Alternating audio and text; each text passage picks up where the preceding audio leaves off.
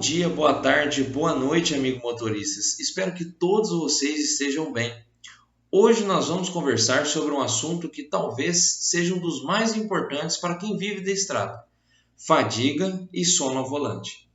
Esse é um tema que atravessa empresas, fabricantes de caminhão, seguradoras, órgãos de trânsito, especialistas em medicina do trabalho. Não é por acaso. Quando analisamos acidentes graves envolvendo veículos pesados, percebemos que o fator humano continua sendo uma das principais causas. E dentro dele, a fadiga aparece como uma frequência muito maior do que muita gente imagina. Quem trabalha com transporte sabe que dirigir não é apenas acelerar, frear, trocar marcha. O motorista precisa tomar centenas de decisões durante uma única viagem. É acompanhar o trânsito, interpretar a sinalização, observar pedestres, motociclistas, condições da pista, comportamento dos outros condutores, mudanças climáticas, além de cuidar do próprio veículo e da carga. Tudo isso exige atenção contínua. E a atenção não depende apenas de experiência. Ela depende principalmente da condição física e mental de quem está atrás do volante. A própria lei número 13.103, conhecida como Lei do Motorista, existe justamente porque ficou comprovado que o excesso de jornada e a falta de descanso aumentam significativamente o risco de acidentes. Da mesma forma, a NR1, através do Gerenciamento de Riscos Ocupacionais, GRO, determina que os riscos relacionados ao fator humano também precisam ser identificados e controlados pelas empresas. Ou seja, a fadiga não é uma questão de opinião, é um risco ocupacional reconhecido pela legislação e tratado como prioridade em segurança. Na Transjordana, nós trabalhamos diariamente para reduzir riscos. Investimos em treinamento, monitoramento, tecnologia embarcada, acompanhamento operacional e desenvolvimento dos nossos profissionais. E dentro desse conjunto existe um recurso que muitos de vocês conhecem muito: a câmera de fadiga. Eu sei que ela incomoda, não adianta fingir que não. Às vezes ela alerta quando vocês acreditam que está tudo bem. Em alguns momentos, ela pode parecer sensível demais ou até gerar aquela sensação de que está chamando atenção sem necessidade. Mas esse sentimento é compreensível.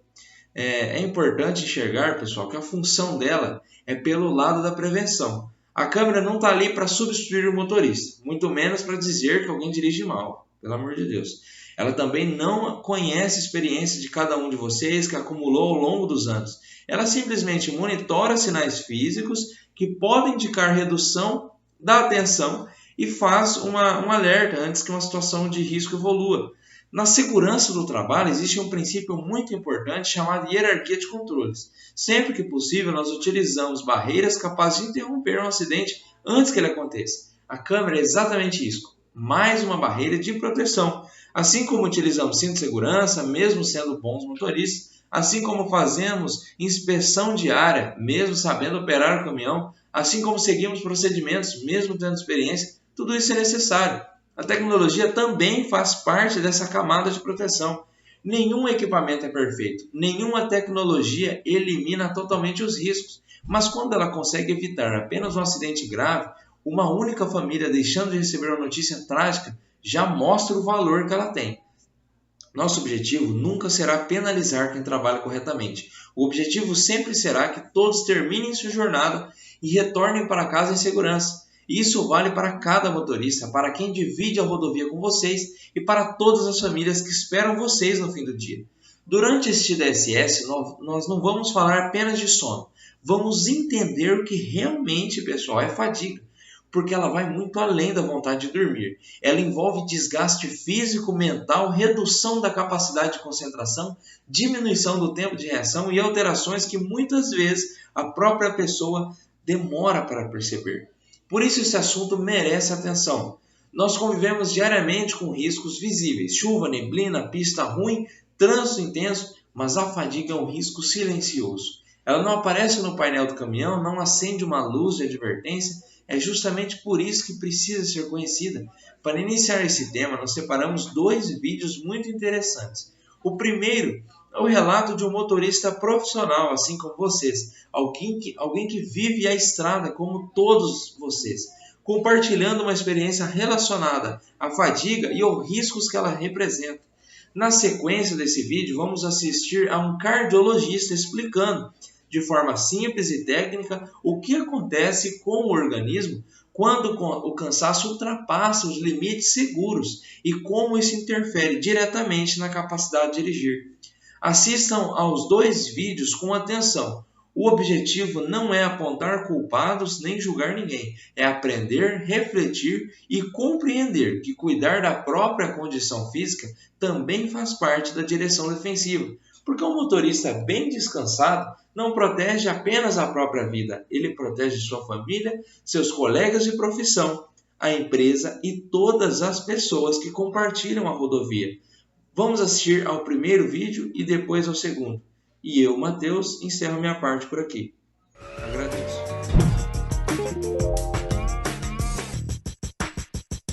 Você já bocejou ou pescou enquanto estava dirigindo? Pois então trate de lavar o rosto e prestar atenção que o assunto é sério. Quando você sente esse e outros sintomas de desconforto, é sinal de que o sono chegou. E contra ele, ninguém é capaz. Um pequeno cochilo de 3 segundos pode ser fatal para o motorista que está dirigindo. A sonolência tira do condutor qualquer tipo de reação a um perigo iminente e os sinais dela são claros. Dificuldade de manter o foco da visão, com piscar frequentes, bocejar e esfregar os olhos repetidamente, deixar a cabeça pender para a frente e permitir que o carro saia da faixa de direção, invadindo o acostamento ou a pista contrária. Na época eu trabalhava numa empresa que transportava cerveja. Eu estava fazendo Recife-Fortaleza e é em torno de 850 km. E a gente fazia 3 viagens na semana.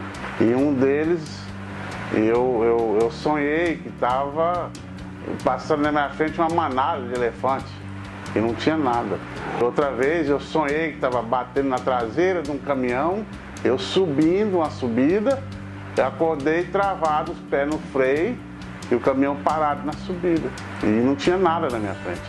Hoje eu já tenho muitos anos de estrada e vejo que você tem o seu limite, então você tem que respeitar o seu limite, né? E quando eu era mais novo, eu acreditava que não, que eu era acima de tudo isso e acaba acontecendo os acidentes, né? E contra o sono, não adianta aumentar o som, jogar uma água no rosto, nem abrir as janelas do carro. Os especialistas recomendam que ao menor sinal de sonolência, não devemos pegar o volante. O motorista ele tem que estar bem atento, porque é um dos problemas de saúde que aflige diretamente a população, tanto os motoristas quanto os passageiros, os pedestres, né? Atinge todo mundo, de forma geral, como sociedade, porque um motorista sonolento, ele causa risco para si e para os terceiros, né? Dirigir com sono afeta principalmente nossos reflexos. Então os nossos sentidos ficam muito prejudicados, né? A visão, a audição, a atenção, o reflexo psicomotor, a nossa motricidade, a habilidade em dar o comando ao veículo fica bastante diminuída, porque o cansaço prejudica essas funções nobres do nosso organismo. Então a gente não consegue dar o mesmo desempenho quando o nosso organismo está descansado, está bem alimentado, fez o descanso apropriado. Geralmente a população geral precisa ir de 7 a 8 horas para ter uma quantidade de sono adequada. Quando você faz tudo isso, o seu organismo está atento, ele está pronto para responder rapidamente. Para o sono não pegar você de jeito, é importante evitar alguns comportamentos e horários críticos em que o nosso organismo pede descanso. Alguns horários têm uma maior incidência de sonolência, por exemplo, o entardecer, o amanhecer. As pessoas geralmente estão mais cansadas no final do dia, no início da manhã elas estão assim naquela transição entre o sono e a vigília, então esses horários são um pouco mais complicados. Algumas técnicas podem ajudar. A primeira coisa a fazer é nunca brigar com o sono. Em situações em que a pessoa está sonolenta, o melhor a se fazer é realmente parar o veículo em um local seguro, iluminado. Então sempre parar no local seguro, de preferência num posto, tentar sair do veículo, andar um pouco. O que deve ser feito é programação, dormir bem na noite anterior, planejar a viagem. Se a viagem for curta, pelo menos um intervalo a cada 2 ou 3 horas ou 4 horas, ter um intervalo aí de meia hora para fazer isso, parar, descansar uma meia hora, tomar um café, tirar um cochilinho de 20 minutos. Assim, conseguimos prezar pela boa qualidade do sono e da direção. Deu sono, para na primeira porteira da fazenda e durma. É o que eu faço sempre. Vamos lá! Todo mundo se sente cansado de vez em quando. Mas depois de uma noite de sono, a maioria das pessoas se sente revigorada e pronta para enfrentar um novo dia. Se esse cansaço permanece por semanas, você se sente exausto demais, até mesmo para administrar seus afazeres diários. Na maioria dos casos, há sim uma razão para o cansaço. Algo de errado. Sugiro que você procure seu médico. Nesse vídeo, eu vou tentar ajudá-lo a descobrir o que está causando o seu cansaço.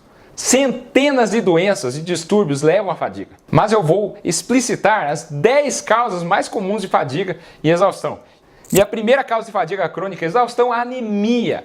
A anemia é uma das principais causas de fadiga, especialmente em mulheres, porque elas menstruam. O corpo precisa de ferro para produzir uma proteína chamada hemoglobina, que ajuda a transportar o oxigênio pelo corpo. Sem hemoglobina suficiente, menos oxigênio chega até os tecidos, os músculos, o cérebro, privando-os de energia. Claro que tem outras causas de anemia, além da menstruação. Uma úlcera gástrica, por exemplo, doença renal, algum sangramento como hemorroides, o sangramento nasal, a epistaxe, e muitas outras causas, incluindo as doenças hematológicas. E como melhorar? Se sua causa for a falta de ferro, temos que descobrir a causa, é a úlcera que está sangrando, e corrigir, podendo suplementar com ferro em conjunto com a vitamina C, porque melhora a absorção, mas às vezes apenas aumentar a ingestão de alimentos ricos em ferro, como fígado, carne vermelha, feijão. Mas claro, se a causa não for essa, como na anemia por doença crônica, aumentar o ferro não vai ajudar.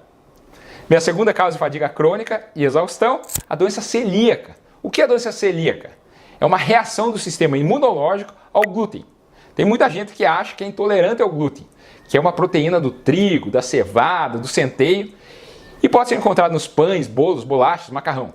Mas a doença celíaca é uma doença relativamente rara, atinge 1 a cada 100 pessoas, e muitas delas nem sabem que tem a doença. Outros sintomas de doença celíaca, além da fadiga, são a diarreia, inchaço, anemia, perda de peso. Será que você tem doença celíaca? Seu médico pode pedir um exame de sangue específico para avaliar isso. Mas claro, abrindo o leque em doenças autoimunes, a fadiga é um sintoma muito comum delas, incluindo diabetes tipo 1, lúpus e artrite reumatoide. E outra doença reumatológica importante que devemos lembrar e causa muita fadiga é a fibromialgia. Minha terceira causa de fadiga crônica e exaustão, a depressão. Tenho muitos pacientes no consultório que acham que a causa de fadiga é o coração e depois de muita investigação a gente descobre que é depressão.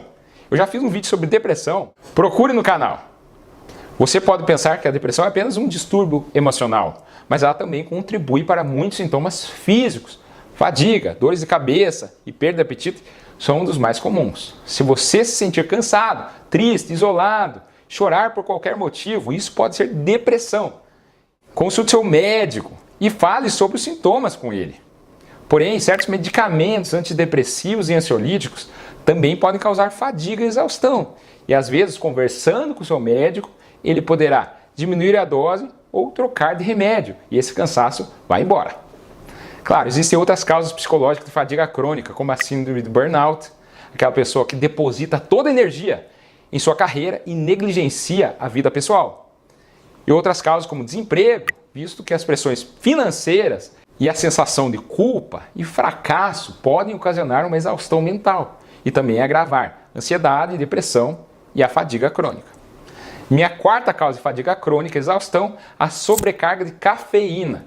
Eu adoro café. A cafeína melhora o estado de alerta e concentração, mas tem que ser em doses moderadas. Se você exagera, pode ocorrer um crash por excesso de cafeína.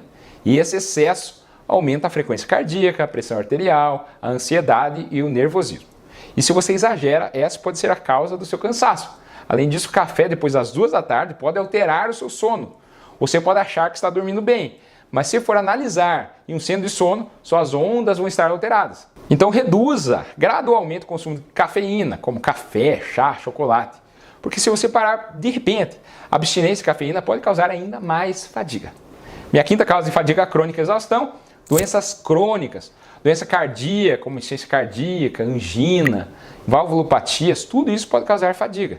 A mesma coisa vale para aquelas doenças pulmonares, como enfisema ou bronquite crônica, indo mais além, fibrose pulmonar. Se você tem problemas renais, na insuficiência renal crônica, a própria anemia e a uremia podem causar fadiga. E também, se você tem um problema no fígado, insuficiência hepática, cirrose hepática, também podem ser as causas da fadiga e do cansaço excessivo. Minha sexta causa de fadiga crônica e exaustão, deficiências de vitaminas. Deficiências de vitaminas como vitamina D ou vitamina B12. São frequentemente responsáveis pela fadiga. A vitamina B12 é importantíssima para o funcionamento correto do nosso sistema nervoso, do nosso cérebro e também para os glóbulos vermelhos e síntese de DNA. Os sintomas de deficiência de B12, além da exaustão e fraqueza, são falta de apetite, perda de memória, tonturas, mal-estar em geral, dormência nas mãos. Outra vitamina que pode causar fadiga é a falta de vitamina D. Isso porque a redução do funcionamento máximo dos músculos esqueléticos por meio dos receptores de vitamina D. Minha sétima causa de fadiga crônica e exaustão, infecção oculta. Na cardiologia, sempre pensamos em endocardite bacteriana, que é uma infecção em uma das válvulas cardíacas, que causa anemia e fadiga, e é uma condição muito séria, que às vezes precisamos operar, trocar a válvula cardíaca, além do uso prolongado de antibióticos endovenosos. Mas se você tem outra infecção, como a infecção do trato urinário, às vezes você não tem aquele quadro florido, como dor em queimação, urgência urinária.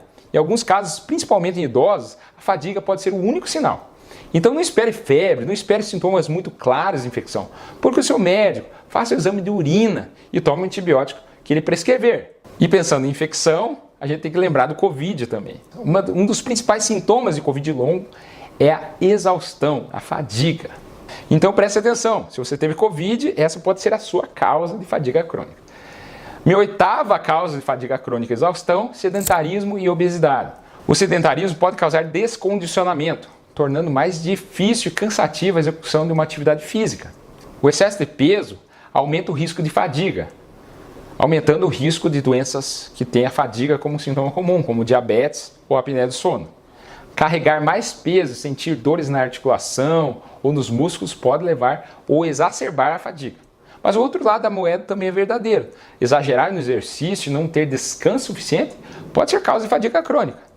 E pessoas com baixo peso podem se cansar mais facilmente por ter algum distúrbio alimentar, como anorexia, bulimia, que pode alterar hormônios e pode apresentar hipoglicemia por falta de ingesta. Por isso que fazer exercício sem exagerar, comer uma dieta balanceada, ajuda a manter o açúcar do sangue dentro da faixa normal e evita aquela sensação de lentidão quando o açúcar do sangue cai. Minha nona causa de fadiga crônica e exaustão, hipotireoidismo. Eu já falei sobre hipotireoidismo e como a glândula tireoide afeta todo o nosso corpo. A tireoide controla o nosso metabolismo. Quando a glândula está funcionando pouco, o metabolismo funciona mais devagar e você pode sentir lento, fadigado, sem motivação. Minha décima causa de fadiga crônica e exaustão, a apneia do sono. De todas essas causas, eu acho que é a causa mais comum e mais negligenciada. A apneia do sono é um distúrbio grave do sono, no qual as pessoas param de respirar por breves períodos durante o sono.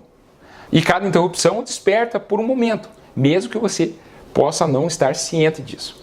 Então imagine você acordar 3, 4 vezes por hora. Na apneia do sono, normalmente, existe uma flacidez da musculatura do palato, que faz com que a garganta se estreite ou feche durante o sono, interrompendo repetidamente a respiração. Algumas pessoas pensam que estão dormindo o suficiente, mas a apneia do sono atrapalha. E quando que a gente deve pensar nisso? É mais comum em homens de meia idade, o excesso de peso, e normalmente após tomar umas bebidas alcoólicas, tende a piorar o ronco e a apneia. Então, se você ou seu parceiro ronca e fica muito exausto durante o dia, procure seu médico, que pode solicitar um estudo do sono para verificar logo isso. Pode ser que você precise de um CPAP, que ajuda a manter as vias aéreas abertas enquanto dorme. E como posso aliviar ou melhorar a fadiga? Primeiro tem que descobrir se existe uma causa médica por trás. Se nenhuma condição estiver causando sua fadiga, as mudanças no estilo de vida podem melhorar seus sintomas. Torne-se mais ativo, pois exercícios podem reduzir a fadiga e melhorar a qualidade de vida. Pode parecer óbvio, mas se você estiver dormindo pouco, tem que melhorar isso. Procure dormir de 7 a 9 horas todas as noites. Faça do sono uma prioridade para a sua vida. Evite cafeína depois das 2 da tarde. Não use aparelhos eletrônicos 1 ou 2 horas antes de dormir. Evite exercícios físicos intensos antes de dormir. Mas você pode fazer um alongamento, meditação. Tente ir para a cama e levantar-se na mesma hora todos os dias. Reduza ou evite o álcool. O álcool é um sedativo do sistema nervoso central, que pode perturbar os padrões de sono normais. Faça uma dieta saudável, uma dieta balanceada, com muita água, para manter seu corpo nutrido e hidratado. E claro, tente gerenciar o estresse com meditação, mindfulness, yoga. Tente restabelecer o controle para ganhar mais energia. E qualidade de vida, é isso que você procura.